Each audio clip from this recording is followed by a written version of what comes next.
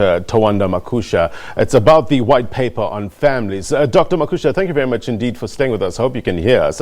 Before we left off, I was asking you, policies on paper doesn't translate easily on the ground, isn't it? Indeed, there would be a string of challenges in implementation, as you found, considering South Africa's wide diversity in terms of tradition. We talk about religion, culture, race, not to mention the multi-layered dynamics of the individual family, isn't it? How are you going to implement this?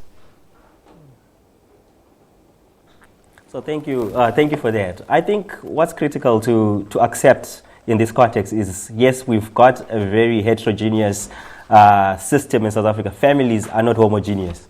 We've got a number of families. We've got extended families. We've got composite families. We've got childhood families, those which are called nuclear families. And we've got single families. And so for us to actually say we actually want to implement this, we have to actually acknowledge first that no one size fits all. Yeah. We are acknowledging that each family has got diverse challenges. It faces diverse opportunities also. And what this means is it brings up both challenges and opportunities in us focusing on the implementation of the white paper on families. We are acknowledging that South Africa is a very rich and diverse society, and so in implementing this, we have to go to the people on the ground and say, okay, what is your definition of a family? What is it that this family needs? Each and every program that we're looking at needs to actually now say, okay, it's context specific, it's family specific, and it gives the privilege to the people on the ground to actually say, this is what I term my family. Yeah, I hear what you're saying, Doctor. One size does not fit all. Let's talk about the broad family themes of your research. We're talking about what's family cohesion. We're talking about family values, the promotion of family life. What has your research found? So we understand that. I've lost him again. We can hear you, Doctor. You can carry on. We can hear you loud and clear. Carry on. Okay, thank you. Thank you. So what we're saying is, in terms of families, we need to acknowledge that families have got different cultures, they've got different values, and they've got like different beliefs. So in us to be able to be a people that's a united South Africa, we actually need to encourage, that acceptance, that acknowledgement.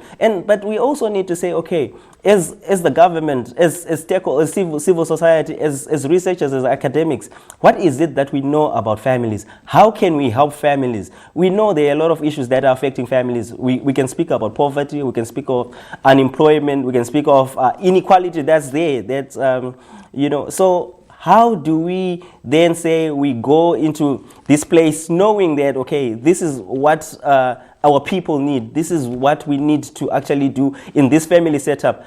Because I'll give you an example of a family, which an extended family, and a family which is a childhood.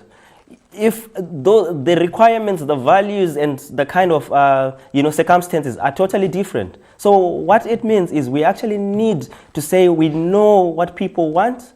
We get it from them, and we actually say, okay, these are the values that we're putting across as a South African people to actually ensure that our people in their families thrive and succeed and survive. I mean, how well would you say families are coping and functioning in South Africa today, especially in the face of increasing socioeconomic inequalities and hardships? I mean, sometimes social cohesion can be, put on the back burner when they need to first deal with putting food on the table, clean water, sanitation, employment, decent housing. The list goes on and on, isn't it? Thank you. I think, this interview couldn't happen at a better time. 2019, we're approaching the elections. So what this means is the political manifestos of political parties need to actually now focus on the needs of the family. How do they actually plan on implementing the white paper going forward in 2019 if they are voted for by the people? We actually need to actually acknowledge, like right now, we're talking about South Africa being in a technical recession. This has hit the families hard.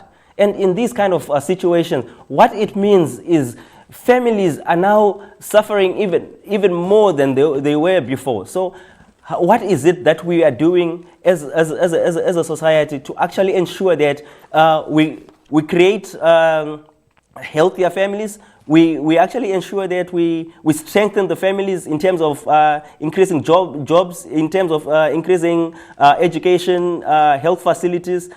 How do we actually preserve families in terms of, reunification of people, ensuring that we've got lower divorce rates, and those kind of issues. They need to be tackled. Yeah, critical issues indeed. Just tell us, Doctor, in terms of how you compile this research, in terms of the field work. A lot of field work was done here? So this white paper is a policy document which brought about a lot of stakeholders, including academics, researchers, and civil society organizations, and the government itself. And so it's actually before it was the green paper, which was passed in 2004. And what happened was, after the green paper, there were a lot of stakeholder consultations that took place provincially and nationally, and to actually ensure that, okay, are we actually including all the family types in South Africa that we know about? Are we including the kind of problems that these families are facing? So the document should not be seen as a research. It's a policy document, which actually does leave in relation with other kind of like policies. And you like I spoke about the issue around health, the justice system, which includes issues around maintenance, issues around domestic violence, and we also speak about the issues around education, including early childhood development education. So this is actually an important policy document which should actually guide the government, Department of Social Development in particular, with other intergovernmental ministerial committees, to actually ensure that we actually address the issues of families holistically.